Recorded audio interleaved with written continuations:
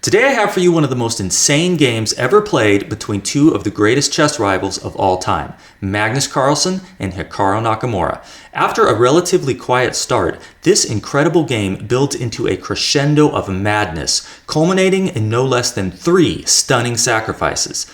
This one really delivers. You're not going to need to watch another chess video for the rest of the day, so let's get right into it. Magnus Carlsen is playing white in this round 3 rapid game from day 4 of the Magnus Carlsen Chess Tour Finals of 2020, and he opens with e4.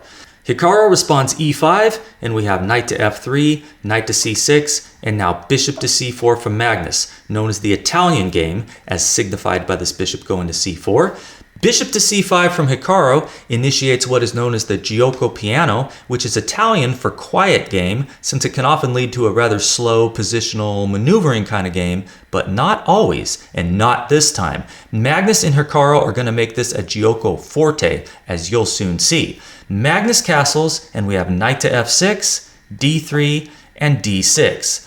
Not looking too exciting yet. Magnus plays c3, supporting a future d4.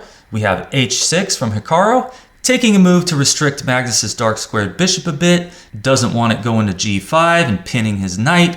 He's also giving his king some future luft on h7 after he castles. Rook to e1 now from Magnus, which is usually a good flexible move to make in these king's pawn openings, so always play rook to e1, unless there is some reason you shouldn't, and in that case, never play rook to e1. Hikaru castles, we have knight b to d2 from Magnus, a5 from Hikaru, gaining some space, and securing his bishop's post on c5 by preventing white from kicking it around with the move b4, since that would now just lose material. Of course, this does create a big fat hole on b5 for the moment, giving Magnus the opportunity to place a piece there without it immediately being driven away with the move a6, which is what actually happens in a couple of moves. But for now, we get a very novel move from Magnus, who comes up with this idea to underdevelop his knight to f1, opening a diagonal for his dark squared bishop, opening his queen's eyes towards the center of the board, with the idea of rerouting to g3, where the knight will have improved its position, eyeing some nice light squares on the king side. Of course, I'm totally kidding. This is not a new idea at all, and it would actually be kind of weird if this move knight to f1 wasn't played at some point in this opening. Just trying to keep things interesting while we wait for the fireworks, which I promise are on the way. Bishop to e6 now from Hikaru, inviting Magnus to play bishop takes e6 and double his pawns, but this would just increase Hikaru's central pawn control after the move f takes e6, while also opening the f file for his rook, so that's not worth it for white. And Hikaru is actually threatening knight takes e4 here, when rook takes e4 would be met with d5 with the fork. D takes e4 would of course drop the bishop on c4, and bishop takes e6 would be followed by knight takes f2, all favoring black. So Magnus just vacates the c4 square with bishop to b5, settling his bishop into a nice stable square, with no a6 from black of course. And here Hikaru can see that d4 is coming, with tempo on his bishop, and the potential to push further to d5 with the fork. So he plays what is perhaps the best move in the position, knight to e7, just getting out of the way, maybe looking to redeploy to g6, eyeing the f4 square. Magnus plays his d4, we have e takes d4, c takes d4, and bishop to b6. After which the amateur player might be tempted to play d5, gaining space while kicking black's light squared bishop around, but after bishop to c8, recommended by the engine, bishop to d7 is also good. White doesn't have anything to write home about here. Black's c7 pawn is a bit backward, but it's well defended. And black is fully prepared to play c6 anyway, biting at the white center. So no advantage at all here for white. Much stronger was the move played in the game. Knight to g3, maintaining that ideal central pawn formation until there's a more opportune moment to push one of those pawns, which actually happens on the very next move, after d5 from Hikaru, staking his claim in the center, but allowing Magnus to play e5, kicking his knight off the f6 square, where it's defending h7, while opening this lovely diagonal, along which white might just set up a queen and bishop battery. If he gets his light squared bishop to c2 and puts the queen on d3, he'll be threatening mate on h7, and this position would actually be totally losing for black, if he did not now have an only move to keep him in the game. Feel free to pause the video and try to find that move if you'd like. Here it is, knight to e4, hopping right into white's camp and plugging that sensitive diagonal. But wait a tick, I can hear some of you say in unison, does not this allow white to win a pawn with knight takes e4, d takes e4, and rook takes e4? Well, not really. Not one that white can be proud of anyway, since white's d4 pawn is now very weak and black can fully equalize with moves like c5, attacking that pawn, which is pinned to the white queen. There's also queen to d5 here, hitting both the bishop on c4 and the rook on e4. White does have bishop to d3, but then rook a to d8 is there to increase the pressure. So this is nothing to salivate over as white, which is why, in the game, Magnus instead went for bishop to d3, just increasing the pressure on the knight, which immediately captures on g3. Doubling Magnus's pawns after h takes g3, but that's no big deal. Hikaru continues a4, which is okay. Queen to d7 might have been a little bit better, but this move a4 does have its points. It gives black the a5 square for his bishop, which may be useful in some lines, particularly if white wants to play bishop to e3 and queen to d2, looking for a possible sacrifice on h6. In that case, bishop to a5 would threaten to win the exchange with that white rook sitting on e1. So a4 is fine, but Hikaru's reasoning for playing it is flawed, as we're going to see. Magnus continues bishop to c2, which is a no-brainer, putting him one step closer to achieving his queen and bishop battery towards the black king, while attacking a4 with two pieces. Good responses for black here include queen to d7, just adding defense, or bishop to g4, pinning the f3 knight, looking to undermine the defense of d4. But a questionable response for black is the move played in the game, which is a3. Hikaru is willing to sacrifice that a-pawn in order to open up this a-file for his rook. But this is not really worth it. And strongest here for white is actually to keep the file closed with the move b4, when black's pawn on a3 will remain weak and can be targeted further with moves like queen to d3, or even rook to b1 followed by rook to b3.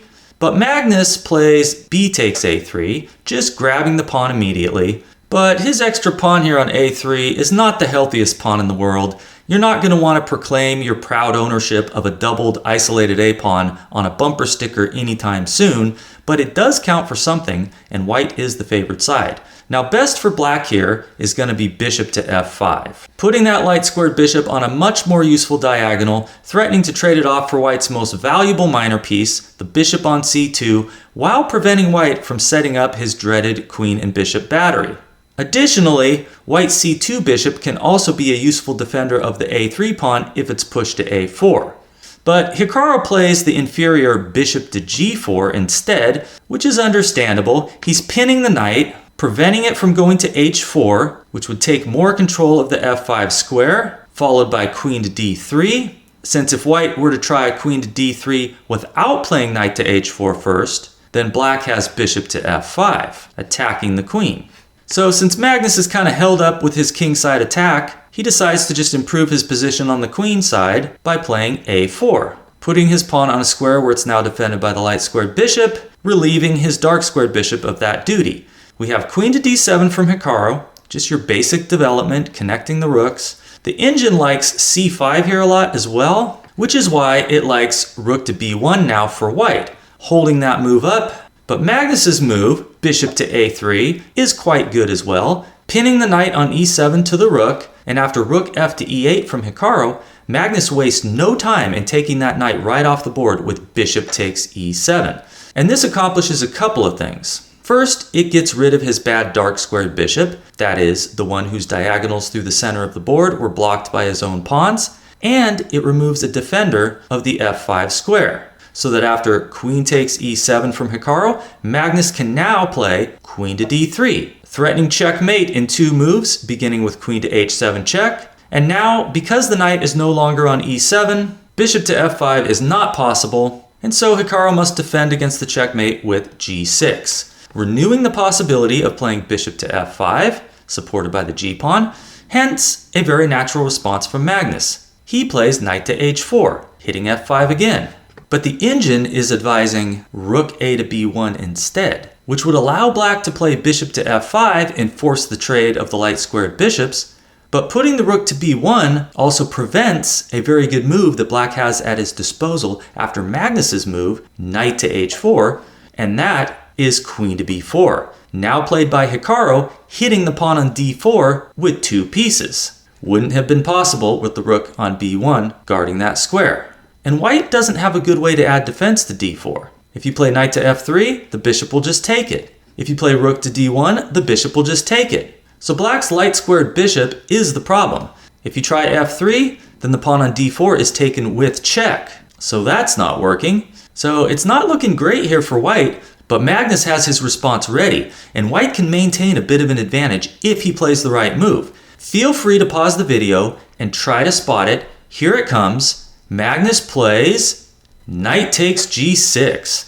That's what I'm talking about. Let's get some sacrifices on the board. And this reminds me, I've actually been thinking about playing a series of online games where I just sacrifice as much as possible, even when it's highly questionable and probably losing, just because if I do it enough, I should eventually be able to produce some brilliancies, and then I can just save those games and show those to everyone, and I just won't mention all the other ones where I went down in flames. So maybe I'll try it. Probably a terrible idea, but let's talk about this move knight takes g6. Now obviously if f takes g6 is played, then queen takes g6 check, picks up the bishop on g4. That would be an utter disaster for black. So the white knight is taboo. Hikaru knows it and instead just takes on d4. Now threatening to take Magnus's queen, followed by taking the knight on g6, which brings us to another beautifully instructive moment. Go ahead and pause the video again if you'd like and try to determine the absolute best way for white to deal with this threat.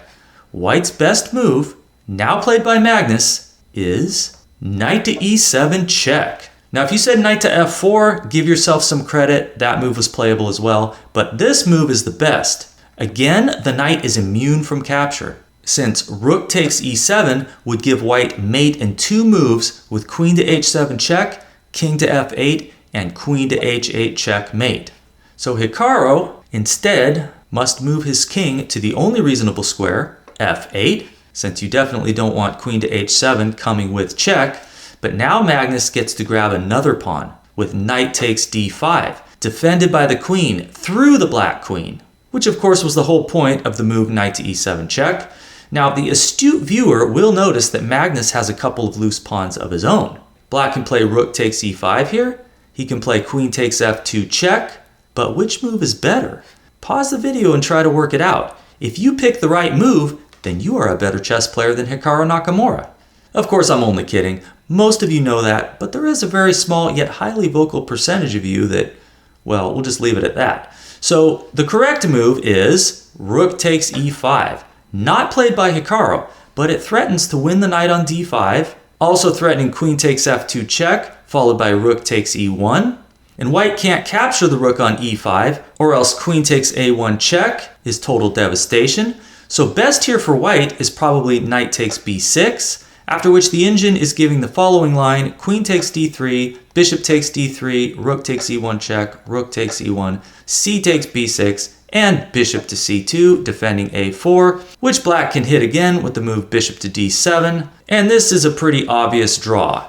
But let's take a look at the move played by Hikaru. In this position, he chose unwisely with queen takes f2 check, a fatal blunder. The problem being that after king to h2, played now by Magnus, unlike the line we just looked at, beginning with rook takes e5, here black cannot take the rook on e1. The knight on d5 is not being attacked, which means that Magnus is threatening to come into h7 with his queen and then deliver checkmate on h8, with the help of the knight who is covering the e7 square. So Hikaru, realizing that he may need to eliminate this knight, plays rook a to d8, rendering the immediate queen to h7 a weak and useless move due to the threat of rook takes d5. But Hikaru is by no means out of the woods, because here comes rook to f1, attacking his queen, which doesn't have a whole lot of squares, as in she's only got e2, d4, or c5. Now if black tries queen to e2, then queen to g6 is totally crushing, taking advantage of the pin on the f-pawn, while threatening 2 different checkmates with either queen takes f7 check or queen takes h6 check followed by queen to h7 mate. Black has no good way to defend against both. If the black queen instead stays on the dark squares, let's say queen to d4 for example, here queen to g6 is not working due to queen to g1 check, rook takes g1, eliminating the pin on the f-pawn which can take the queen. But here, white has a checkmate in 14 moves at most, beginning with rook takes f7 check. Okay, you gotta take the rook with the king, since if king to g8, you're getting mated in one with queen to h7. So after king takes f7, we have queen to g6 check, king to f8, only move, and now rook to f1 check, forces black to start sacrificing his pieces since his king has nowhere to run. The engine is giving queen to f2 with checkmate in another 11 moves. So Hikaru, seeing this disaster coming a mile away, because he's Hikaru, in this position decides to try rook takes e5. The engine's top choice is rook takes d5, followed by bishop to e6 after the queen recaptures. But this is equally hopeless. In this line, black will end up the exchange and a pawn down with a still terribly weak king.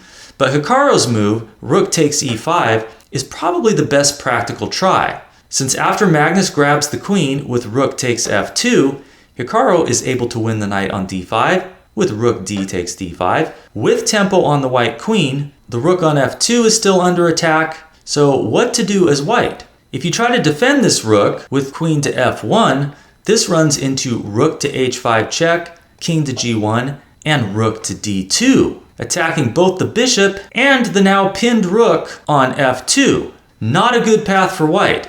But Magnus, of course, doesn't need to play something like queen to f1, because as they say in poker, he's left himself some outs. Or should I say just one out, a totally crushing out, which in this position is... Pause the video one more time if you'd like to try to spot the winning move for white. Here it comes. If you chose rook takes f7 check, you are absolutely correct. But if you assumed that Hikaru was going to respond king takes f7, you're dead wrong. He decides to play king to e8, despite the fact that taking on f7 does not lead to a rapid mate. So let's see what it does lead to. If king takes f7, white responds rook to f1 check.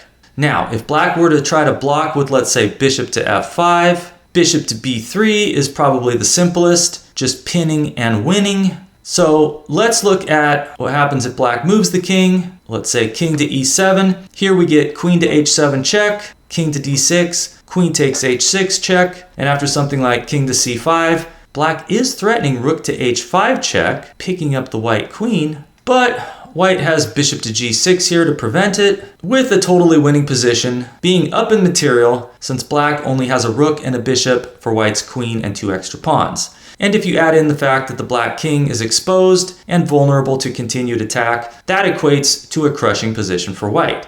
So let's take a look at Hikaru's move. After the rook is sacrificed on f7, which is king to e8, this is probably the best practical try since it does set a trap. Rook to h5 is a threat, and that would be checkmate, since g1 is being covered by the dark squared bishop.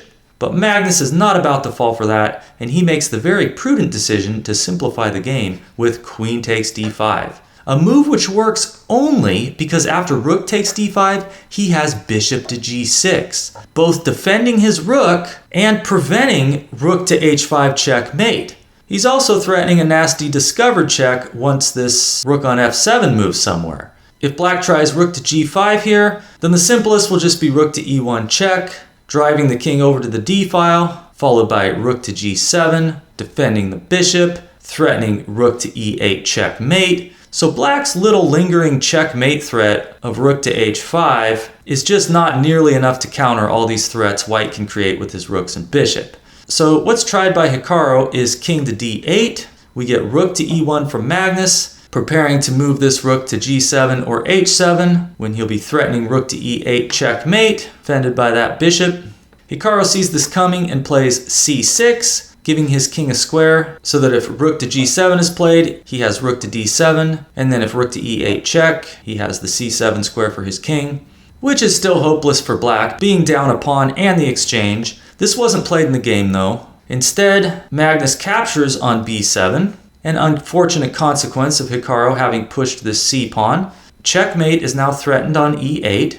So Hikaru answers the threat with bishop to c7, blocking the b7 rook's view of the 7th rank, so that after rook to e8 check, now played by Magnus, his king can go to d7. But Magnus now continues with a very nice move, rook to h8, which is so nice, for Magnus that is, that Hikaru decides he's had quite enough and in this position resigns the game. Magnus is threatening rook to h7 check, which would win the bishop on c7, and if that threat's dealt with, let's say if black plays king to d6, then white has rook takes h6, and now he's got 3 extra pawns in addition to the exchange, and threatening a filthy discovered check once his bishop moves somewhere. So Hikaru's resignation was quite timely, bringing to conclusion one of the most spectacular encounters between these two titans of our beloved game. Let me know in the comments what you thought of this one. Thank you for watching to the very end of the video and for hitting the like button and subscribing if you want to. Those are all great ways to help out the channel, and I will see you very soon.